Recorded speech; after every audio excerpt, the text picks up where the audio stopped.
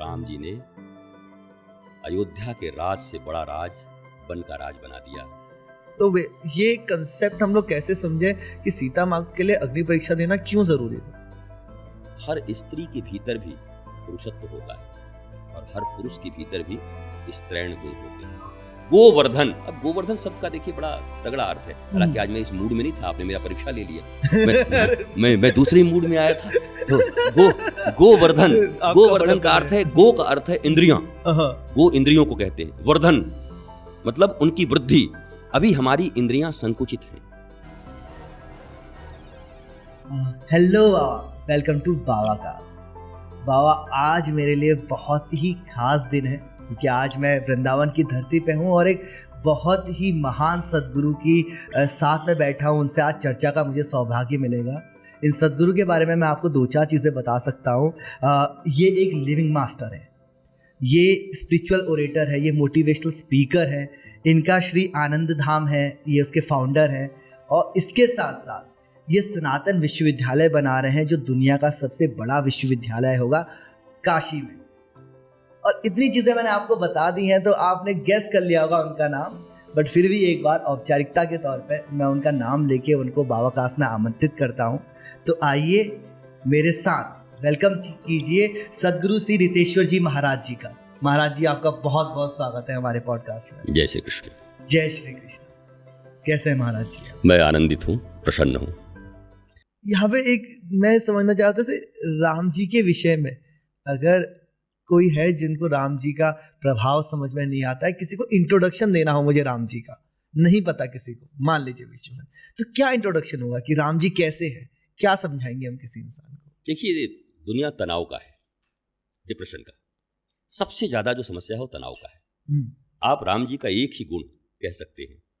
राम जी को chief minister की कुर्सी मिल रही थी, सुबह तय हो गया था, युवराज बनने वाले थे, और रात को वनवास हो गया, सब छोड़कर जाना पड़ा। पर राम जी की मुस्कुराहट नहीं गई। राम जी ने अयोध्या के राज से बड़ा राज वन का राज बना दिया। लाखों करोड़ों लोगों के चेहरे पे मुस्कान ला दी। सबरी के जूठे बेर खा लिए। न जाने कितने लोगों को मुक्ति प्रदान कर दिया। राम को बिल्कुल तुम नहीं मानते, प्रभाव को नहीं जानते, लेकिन ये मान लो कि ऐसा दुनिया में कोई इंसान तुमने देखा है? बनना हो तो ऐसा बनो। दुनिया में कितनी भी बड़ी विपत्ति आ जाए पर तुम्हारे मुस्कुराहट तुम्हारे हृदय से जाए नहीं, बल्कि वो विपत्ति भी लोगों के लिए संपत्ति कारक बन जाए, सुमति कारक बन जाए और आनंद का कारक बन जाए। कौशल्या माता ने पूछा, राम ये तुम्हारे पिता ने अच्छा नहीं किया, वो कैसे दे सकते हैं वन? माँ मैं हूँ, मुझसे भी पूछना पड़ेगा। तो राम जी ने कहा, माँ से तो पूछ लिया उन्होंने। बोला किससे? अरे बोला हमारी मैया से। अरे बोला तेरी मैया तो मैं हूँ। अरे बोला हमने तो कई माता का दूध पिया है, तू भूल गई, तू जाके गोद में दे देती, वही तो दूध पिलाई मुझे। मेरी असली मैया तो वो है। कई माता ने मुझे कहा है जाने के लिए और पिताजी ने कहा है। और सुन मैया, तू पिताजी को गलत समझ रही और माँ को। ये छोटी सी अयोध्या है ना, तो पिताजी सोचे राम इतना बड़ा है और कई माता, ये छोटे से अयोध्या का राजा बनेगा। पिता दीन मोहि कानन राजू, मुझे वन का राजा बना दिया, पूरे विराट वन क्षेत्र का।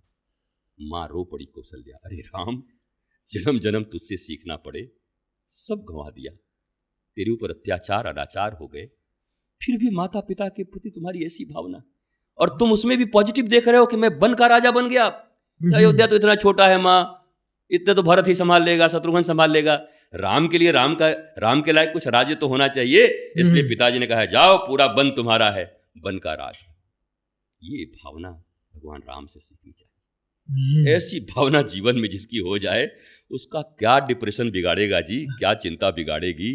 और अगर डिप्रेशन मनुष्य का मिट गया, मैं तो सबको कहता हूं कि तनाव में वही है जो दो नाव पर है। एक नाव पर चलने वाले कभी तनाव में नहीं रहते, तो 2 नाव 5 नाव 10 नाव पर जो चलेंगे वो तनाव में रहेंगे।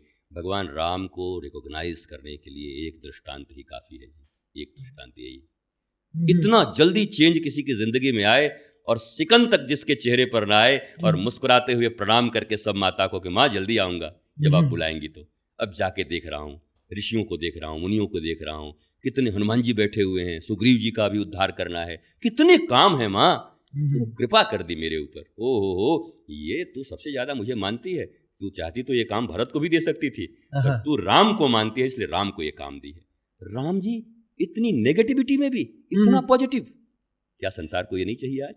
तो ये पॉजिटिव जो दृष्टि है वो श्री राम से सीखिए। आप धर्म मानते हो नहीं मानते हो, आप नास्तिक हो आस्तिक हो, आप वामपंथी हो, कोई फर्क नहीं पड़ता, पर क्या इतना संतोष और वन में भी नया राज पैदा कर देना, उन वनवासियों की सेवा करना, जीव जंतुओं की सेवा करना, इसी के लिए तो आप वामपंथी बने हो ना। तो राम जी तो वामपंथियों के भी सबसे बड़े प्रणेता हैं। आप भी प्रेम कर लो उनसे एक बार, मैं उनको भी कहता हूँ। क्या बात है, बिल्कुल बिल्कुल, ये एक बहुत सीखने वाली बात है। इधर पे एक चरित्र आ जाता है जहाँ पे सीता माँ को अग्नि परीक्षा देनी पड़ी थी इसके बाद। तो अभी कई लोग इस चीज़ को इस तरीके से ब्लेम करते हैं कि उस टाइम में पैट्रियार्कल सोसाइटी थी, पितृसत्ता थी, तो इसीलिए ज़्यादा जो इस टाइप के सेक्रीफाइस करने पड़े थे वो आदमियों को करने पड़े थे। तो ये कंसेप्ट हम लोग कैसे समझे कि सीता माँ के लिए अग्नि परीक्षा देना क्यों ज़रूरी था? देखिए, अब तत्व और लीला दो चीज़ें होती हैं। तत्व ज्ञान क्या होता है? तत्व ज्ञान ये है कि भगवान का जन्म क्या होगा। भगवान तो कण कण में है। भगवान राम का रूप लेकर आए, एक मनुष्य के रूप में आए, और मनुष्य को कैसे जीना चाहिए उसका एथिक्स बना करके वो गए। ऐसे जियोगे तो आनंदित रहोगे, दुख से दुख में भी, ऐसे नहीं रहोगे तो रावण की तरह मरोगे। वो तो सिर्फ लीला करके गए, लीला दिखा दिया।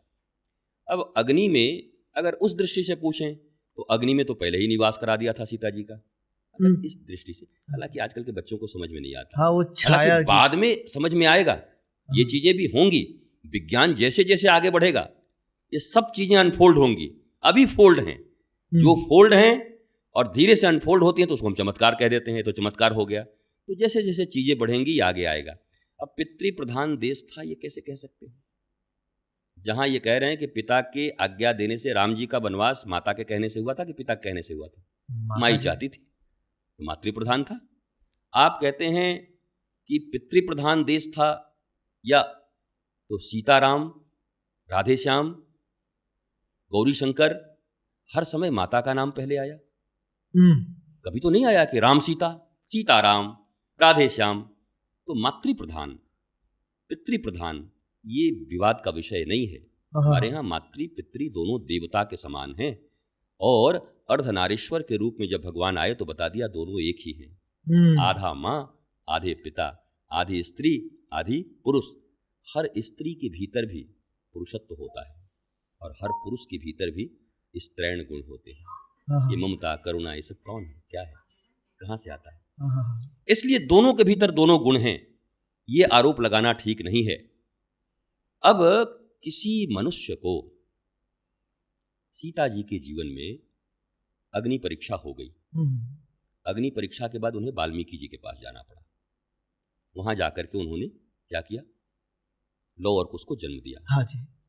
आपकी पत्नी है, आपका और पत्नी का दोनों का ये अधिकार होना चाहिए कि नहीं कि आपका पुत्र कहाँ जन्म ले, नानी के यहाँ ले, कि बड़े एम्स में जाके ले, कि पहाड़ों पर जाकर के ले, मुक्तेश्वर की पहाड़ियों पर। आपका ये अधिकार है ना कि आप अपने बच्चे को कहाँ जन्म देना चाहते हैं। उस समय सारी अयोध्या सीता जी के प्रति बहुत अच्छा भाव नहीं रखती। केवल एक धोबी की बात कहते हैं, वासरमैन की, लेकिन ये घर घर में चर्चा होती थी। जब किसी को किसी से कुछ होता है, सुनो हम राम जी नहीं हैं कि छोड़ देंगे, कहीं से ले आए और फिर रख लेंगे, हम 2 मिनट में ठीक कर देंगे। अरे घर में लड़ाई होती है तो कहते हैं ना, हमको ये मत समझना, हम 2 मिनट में ठीक कर देंगे। तो ये घर घर की चर्चा थी उस समय।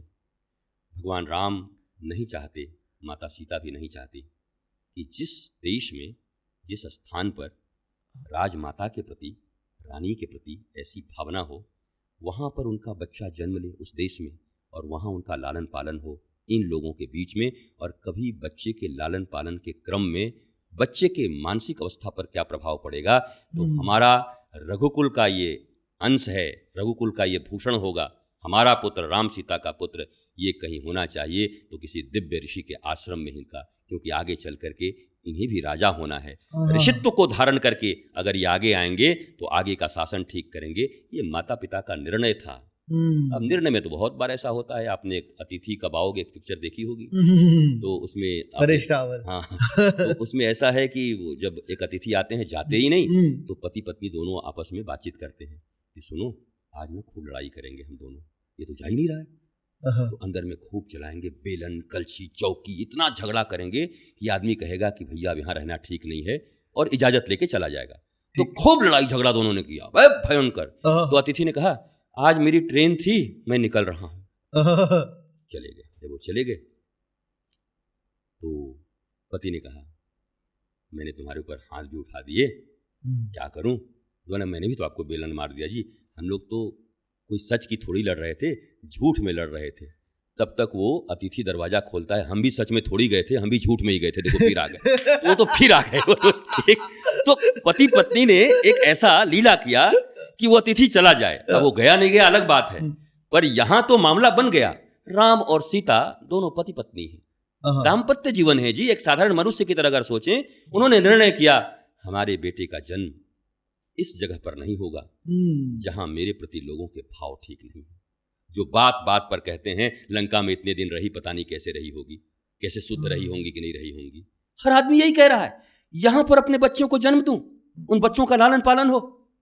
तो उन्होंने तय किया कि हमारे बच्चे का जन्म दिव्य महर्षि वाल्मीकि के आश्रम में होगा, और वहां वो बालक धीर वीर गंभीर और सनातनी बन करके निकलेंगे, और बड़े बड़े योद्धा भी आएंगे तो उन बालकपन में भी उनको हरा देंगे। उस ऋषि के कुल में, ऋषि के स्थान पर भगवान राम का वंशज आ रहा है, ये उनका तय किया हुआ था। अब कोई पूछेगा ये कहाँ से बोल रहे हो, तो हम उससे यही बोलेंगे तुम जहाँ से बोल रहे हो। अब कबीर ने एक बड़ी सुंदर बात कही थी, तू कहता कागद की लेखी, मैं कहता अखियन की देखी। और ये अखियन, ये अखियन ज्ञान चक्षु, आज्ञा चक्र, ज्ञान नेत्र से मैं कह रहा हूं कि भगवान राम और भगवती सीता का ये निर्णय था कि हमारा पुत्र इस कंफ्यूजन के अयोध्या में नहीं बल्कि एक ऋषि के आश्रम में जन्म लेगा और वहां उनका पालन पोषण होगा।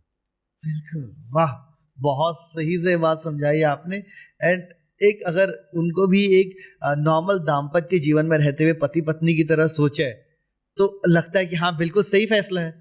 अगर मेरे आजू बाजू का माहौल अगर बहुत बुरा है तो मैं चाहूंगा नहीं ना कि मेरे बच्चे वहां पे पैदा हो, चाहे उस माहौल पे मैं काम कर रहा हूँ सुधारने का, लेकिन जब तक वो सुधरता नहीं मैं चाहूंगा नहीं ना अपनी अगली जनरेशन को तो सबसे पहले मैं सही रास्ता दूं। बिल्कुल, यही कारण वो मेरा काम आगे को लेके जा सके, उनके ऊपर उनके पास वो, और ये सबका अधिकार है, आपको भी है, हमको भी है, उनको भी है। तो इतना अधिकार राम और सीता को क्यों नहीं दे रहे हम? बिल्कुल, क्या हमसे अधिकार लेकर के वो आज्ञा मांग के करेंगे? क्या जी हम सोच रहे हैं अपने बच्चे को वाल्मीकि जी के आश्रम में ही जन्म दें, आप लोगों का आज्ञा है कि नहीं? हालांकि भगवान राम ने राज सत्ता पर निज सत्ता को प्रभावित नहीं होने दिया। एक राजा का निर्णय ऐसा रहा कि भाई लोगों में कंफ्यूजन है तो जाओ सीता को त्याग देते हैं। आज कोई त्यागेगा? पत्नी को मुख्यमंत्री बना दे रहे हैं जी, हम जाएंगे पर पत्नी बनेगी, पत्नी चली गई तो बोला बेटा बनेगा, बेटा चली गई तो बोला उसका बेटा बनेगा, वो चलेगा तो बोला साले को बना देंगे, वो चलेगा तो बोला साली बना देंगे, लेकिन दूसरे को नहीं बनने देंगे। एक तरफ जहां आप ऐसी जिंदगी जी रहे हैं जहां इतना आप में संकीर्णता है, ऐसा हर आदमी अपने ही आदमी को बनाना चाह रहा है। पर भगवान राम ने क्या किया? व्यक्तिगत जीवन को महत्व नहीं दिया, राज सत्ता के लिए। एक कुशल राजनीतिज्ञ और पालक का यह धर्म है कि मेरे निजी जीवन की खटास मेरी जनता पर न पड़े, मेरा अहंकार मेरी जनता पर भारी न पड़े, मेरी कुछ त्रुटियां अगर हैं तो जनता पर। हालांकि राम जी की कोई त्रुटि है, सीता जी को कोई त्रुटि है, पर उन्होंने अपने व्यक्तिगत निजी परिवार के जीवन को राष्ट्र के जीवन पर हावी नहीं होने दिया। और मैं कह सकता हूं यही काम वर्तमान में प्रधानमंत्री नरेंद्र मोदी जी करते हैं। उन्होंने अपने परिवार का ध्यान नहीं दिया जी। परिवार के ऊपर में भाई आज भी राशन बेचते हैं, माँ को आपने देखा होगा केवल इसी बात के लिए। अब लोग कहेंगे अच्छा नरेंद्र मोदी का तुलना आपने राम जी से कर दिया। अरे तुलना नहीं कर रहे, पर राम के गुण क्या हम में नहीं आ सकते? भगवान राम के, बिल्कुल। भगवान राम के हम संतान हैं, कुछ गुण तो हमारे भीतर में हो सकते हैं, कुछ गुण आपके भीतर में, कुछ गुण उनके भीतर में भी हो सकते हैं। इस गुण का सम्मान करना चाहिए कि जहाँ सब अपने मैं और मेरे में मर रहे हैं, वहाँ एक आदमी देश के लिए खड़ा है और कहता है पूरा देश मेरा परिवार है। उसकी तो प्रशंसा होनी चाहिए उस व्यक्ति की। बिल्कुल। भगवान राम ने ऐसा ही किया। योगी जी की प्रशंसा इसके लिए होनी चाहिए, महंत योगी आदित्यनाथ जी की। जब पूरे बच्चे की तरफ पूरे उत्तर प्रदेश को देखते हैं, कौन है, किसको दे दिया उन्होंने, किसको संपत्ति दे दी, कौन है उनके पीछे, कौन है उनका वारिस, किसको जन्म दिया है? आप बताइए। इतनी निर्लिप्तता।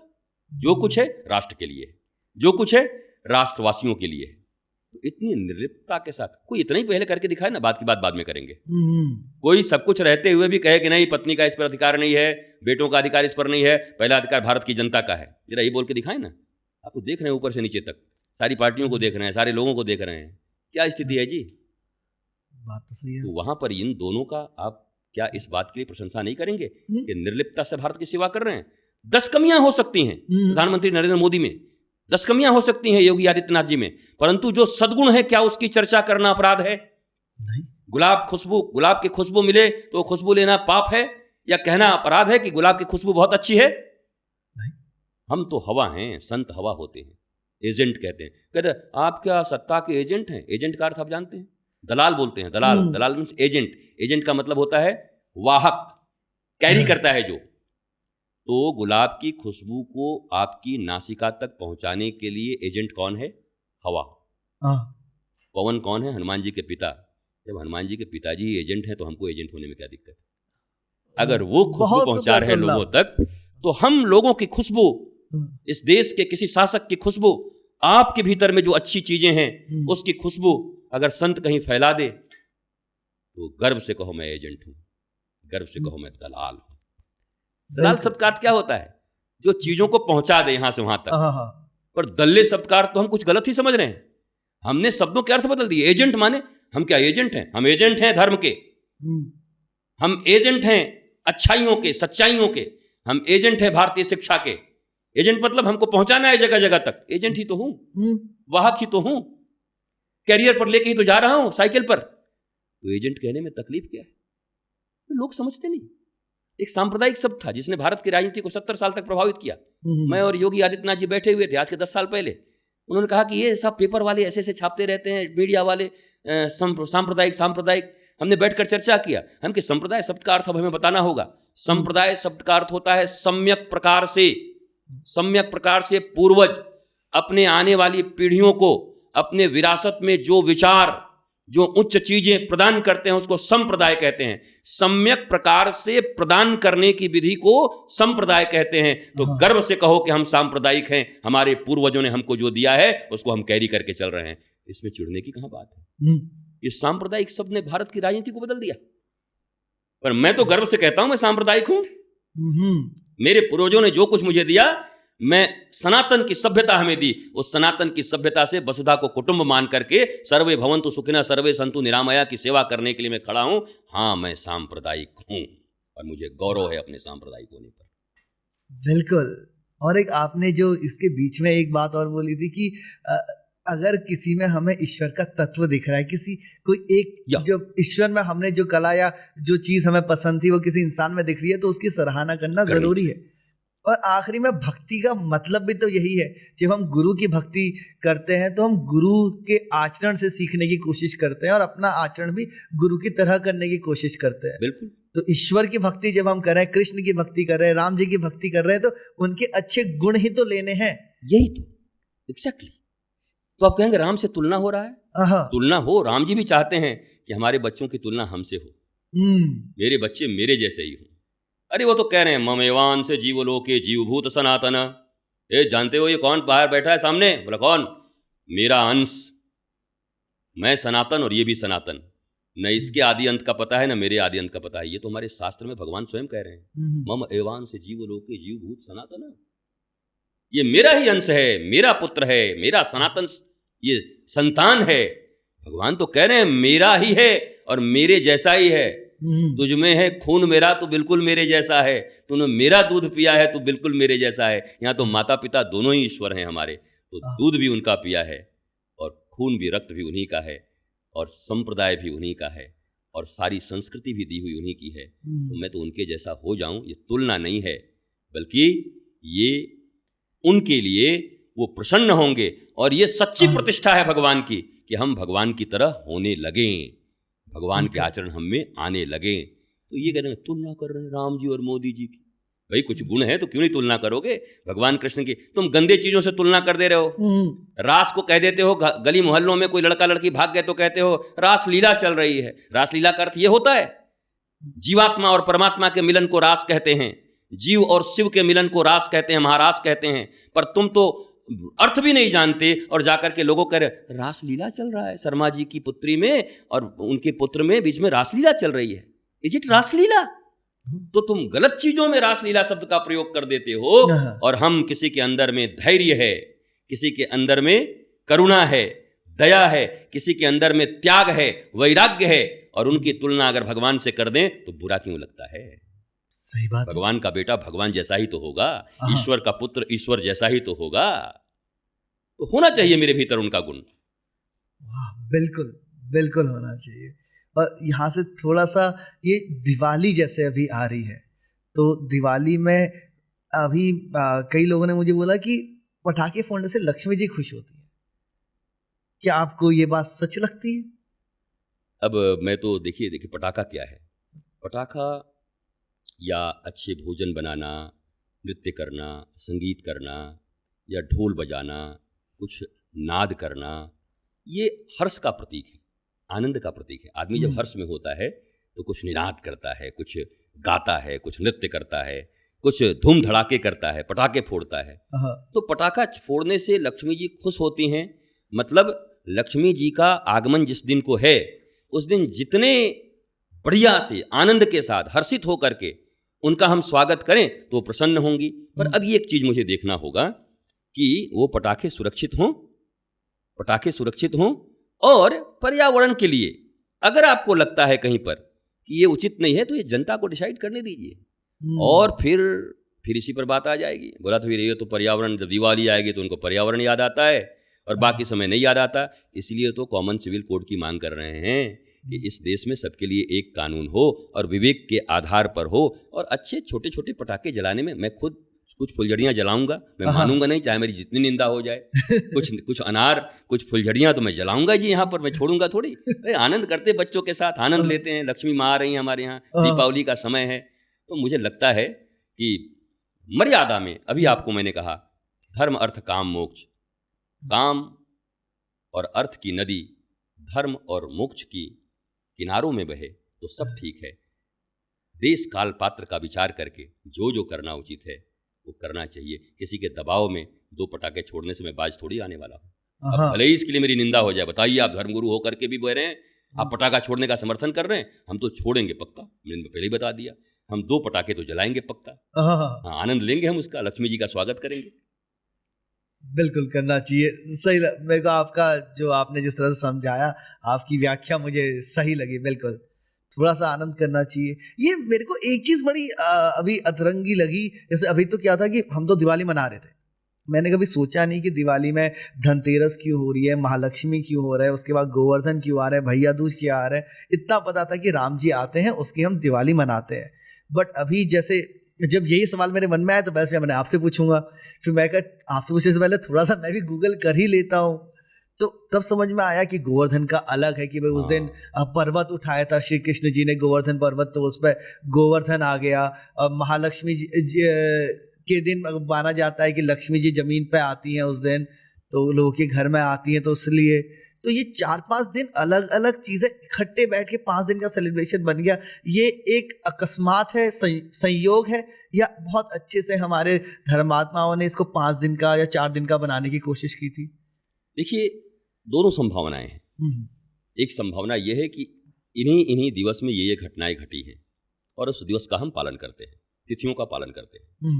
और इस सब के बड़े वैदांतिक और शुद्ध अर्थ हैं। सब मानवता के विकास के लिए, आनंद के लिए और सृष्टि में निरंतरता बनाए रखने के लिए सारे त्यौहार बनाए गए हैं। सनातन के जितने भी पर्व हैं, जितने भी त्यौहार हैं, ये फास्टिंग, एकादशी का 2 हमने देखा है। अब डॉक्टर कह रहे हैं 15 दिन में कोई एक दिन अगर पूरा उपवास रहे तो कैंसर का खतरा खत्म। और ये तो हम शुरू से सनातनी जान रहे हैं कि मामला एकदम ठीक ठाक है हमारा। हम मंगलवार को भी मंगल कर लेते हैं। लंघनम परमौषधम, यह मानता है हमारा आयुर्वेद। तो ये जो दीपावली का महापर्व है, भगवान राम वापस आ गए, घर घर दीप जल रहा है, आनंद हो रहा है।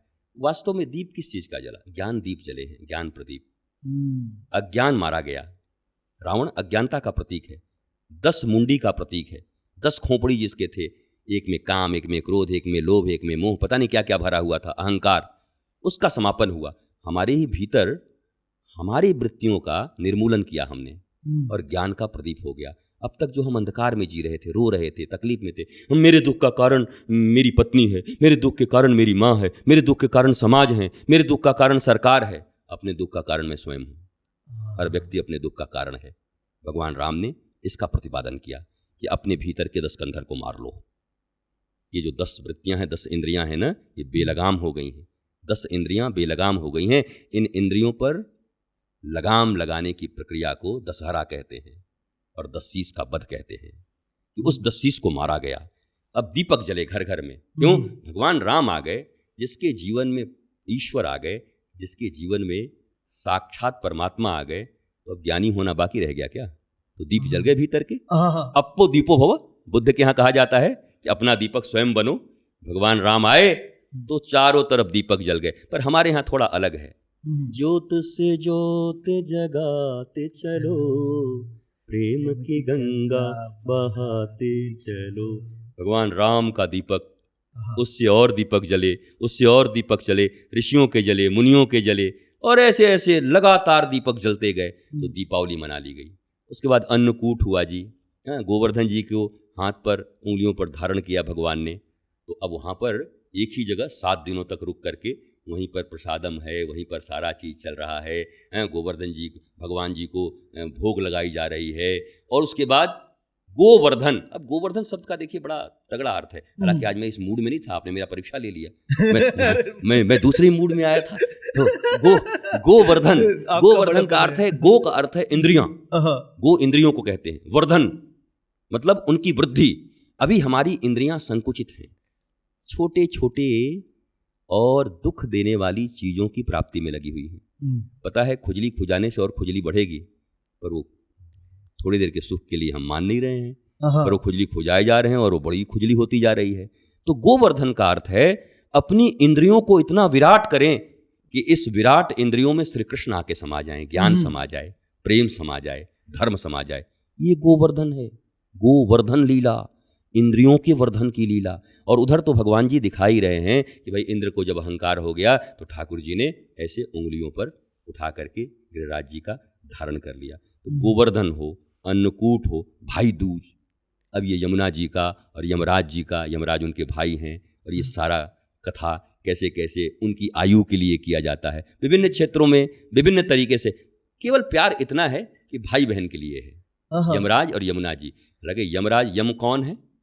यम कौन है? बोला यमराज जो प्राणों को लेने के लिए आते हैं। यमुना कौन है? भक्ति है, भक्ति है। यमुना जी को भक्ति महारानी कहा जाता है, वो भक्ति स्वरूपा है। तो जीवन में भक्ति जिसके जीवन में आ जाती है ना, उसका मृत्यु का डर समाप्त हो जाता है। मृत्यु तो ध्रुव की भी हो रही है, पर मृत्यु आई है। कहा जैसे बिल्ली का बच्चा होता है ना, तो बिल्ली अपने बच्चे को पकड़ के दांतों से ले जाती है, और जब चूहे को पकड़ती है तो फाड़ देती है उसको, और अपने बच्चे को ले जाती है तो एक खरोंच तक नहीं लगता। मृत्यु तो सब पर आती है जी, पर जब भक्तों पर आती है तो जैसे माँ बिल्ली अपने बच्चे को ले जाती है वैसे ले जाती है, और जब दुष्कर्मियों पर आती है तो जैसे चूहे फाड़ दिए जाते हैं, जैसे नरसिंह भगवान ने फाड़ दिया हिरण्यकश्यप को। तो बड़ी दुर्दांत मृत्यु होती है, बड़े कष्ट में होती है। बड़ी इच्छाओं के बीच, अतृप्त इच्छाओं के बीच जिसकी मृत्यु हो उसको कहते हैं अज्ञान मृत्यु। परंतु इच्छाएं तृप्त हो चुकी हैं, ज्ञानी हो चुका है, और माँ ले जा रही है अपने घर में अब बिल्ली।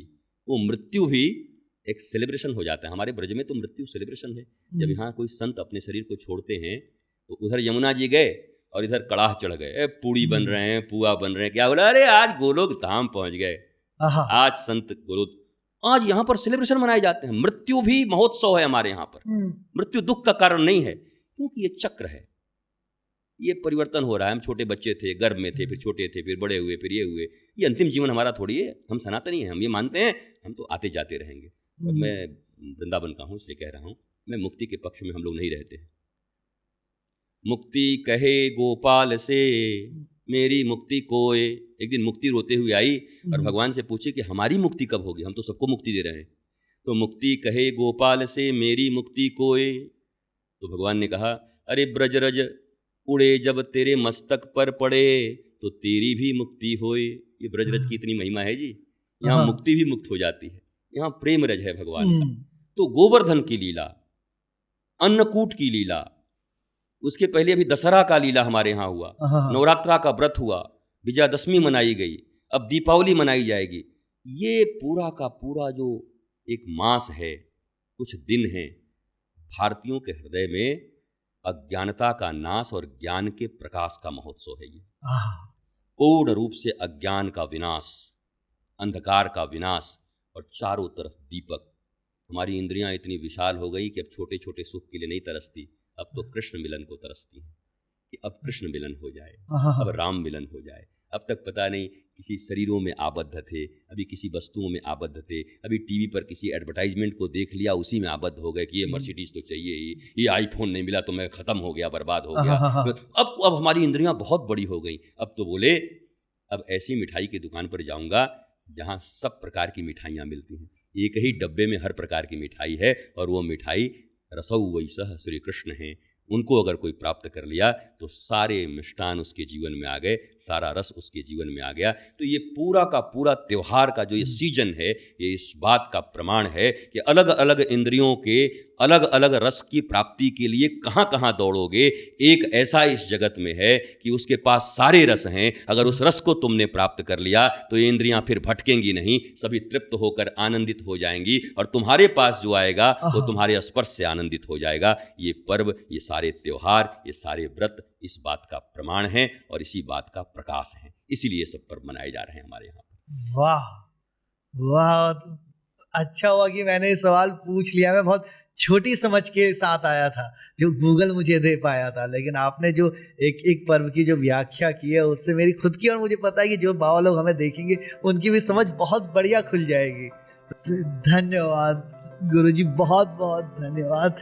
तो बाबा, ये था आज का हमारा पॉडकास्ट सद्गुरु श्री रितेश्वर जी महाराज के साथ, जिसे करने में बहुत आनंद आया है, बहुत अच्छी चर्चा हुई है और मन को बहुत शांति मिली है। उम्मीद है आपको भी मन में शांति मिली होगी, आपने भी बहुत कुछ सीखा होगा। हमें कमेंट में बताना क्या क्या चीज़ें आपकी समझ में आई, आपके व्यवहार में आई।